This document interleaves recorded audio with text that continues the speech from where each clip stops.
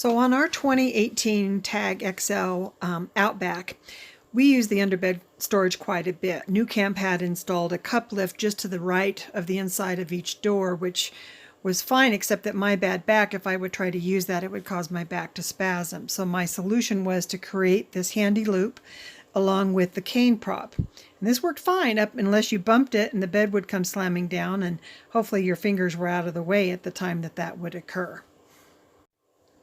My next solution, therefore, was to install three 90-degree hinges that I saw that had been done on somebody else's mod, and I was able to remove the three small piano hinges in the center, which made each side of the bed independent.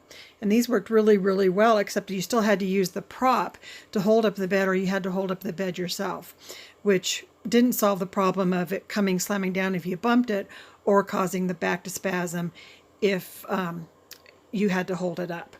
Now, the hinges were super easy to install.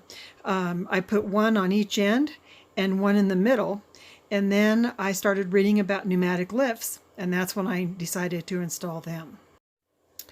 So after doing some research, I came across the idea of the pneumatic lift, and I researched about what the right weight and everything would be for our situation. And so I went online and purchased them and installed them myself, and I have to say they work magnificently.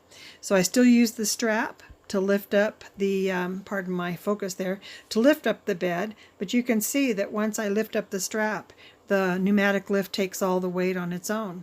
And then to close it, I simply pull down on the strap, and then because of the bedding and whatnot, I push down, and it's super easy to use.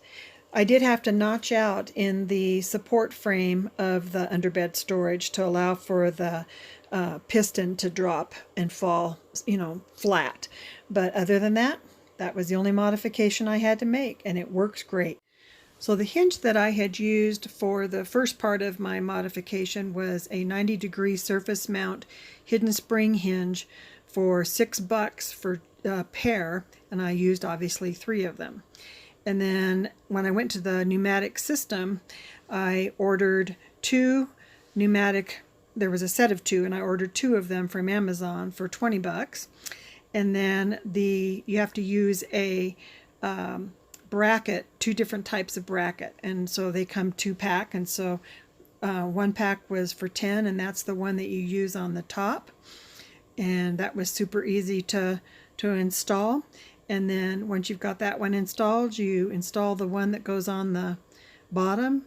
And again, that comes in a pair, and that was for $6 also. And so once that gets installed, that's the part where you have to notch out to allow for the piston to drop. So I just made a little square cut, and it didn't affect the integrity of the wood at all. And then we were good to go.